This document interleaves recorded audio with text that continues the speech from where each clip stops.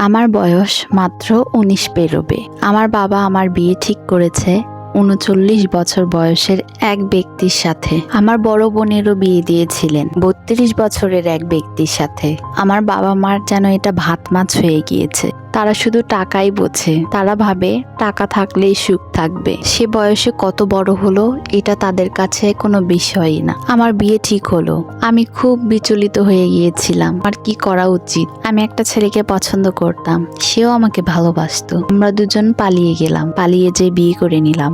তারপর আমরা একটা ঘর ভাড়া নিলাম, সেখানে আমরা থাকতে শুরু করলাম। আমাদের কিছুই ছিল না। সেও বিয়ে করার কিছুদিনের মধ্যে একটা চাকরি পেল। মাস কয়দিন যাওয়ার পর, চাকরিটা পাওয়ার পর আমাদের বেশ ভালোই চলছিল, কিন্তু হুট করেই তার চাকরি চলে গেল। তারপর আমাদের কষ্টের দিন শুরু হলো। আমরা ২-৩ দিন না খেয়েও থেকেছি। সে সময়টা আমি আমার মাকে ফোন দিয়েছিলাম। ফোন করে বললাম, মা, আমরা না খেয়ে আছি, আমাকে কিছু টাকা ধার দিবে? আমি কিছুদিন পর দিয়ে দেব। আমার মা ওপাশ থেকে উত্তর দিল, তোরা ২-৩ দিন ধরে না খেয়ে আছিস, টাকা নিলে টাকা ফেরত দিবি কেমন করে? আমি মায়ের কথা শুনে হাউমাউ করে কান্না করলাম। আমার স্বামী আমাকে বলল, কেঁদো না, আল্লাহ ঠিক ব্যবস্থা করে দিবে। আমাদের বাড়ির মালিকের রিক্সা ছিল। আমার স্বামী অবশেষে সে রিক্সা চালাতে লাগলো। সারাদিন রিক্সা চালাই। একদিন সে দুপুরে খেতে এসে হাত লুকাচ্ছিল। আমি জোর করে হাতটা দেখতে লাগলাম। হাত দেখি ফোসকা পড়ে গিয়েছে। কিছুদিন পর সে একটা চাকরি পেল। তারপর সে রিক্সা চালানো বাদ দিল। হুট করে একদিন মা ফোন করে বলল, তোর বড় বোন তোকে দাওয়াত দিতে যাবে। আমি আমার স্বামীকে বললাম, আপু নাকি আমাদের বাসায় আসবে দাওয়াত দিতে।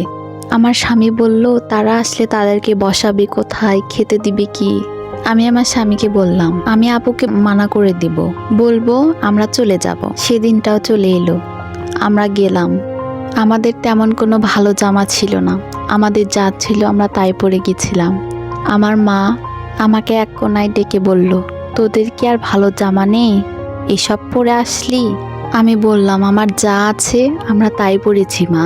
এমনি বাড়িটা ঘোরাঘুরি করার সময় এক পাশে দেখলাম আমার বড় বোনের স্বামীকে কত আদর যত্ন করা হচ্ছে, আর আমার স্বামী বসে আছে, তাকে একটা কিচ্ছু খেতেও দেওয়া হচ্ছে না। ব্যাপারটা দেখে আমার খুব খারাপ লাগলো। কষ্টে কিছু না বলে চুপচাপ থাকলাম। তারপর সেদিন আমরা বাসায় চলে গেলাম। ওই যে মনের মধ্যে একটা জেদ চেপে গেল যে আমাদেরও কিছু একটা করতে হবে, আমাদেরও টাকা কামাতে হবে।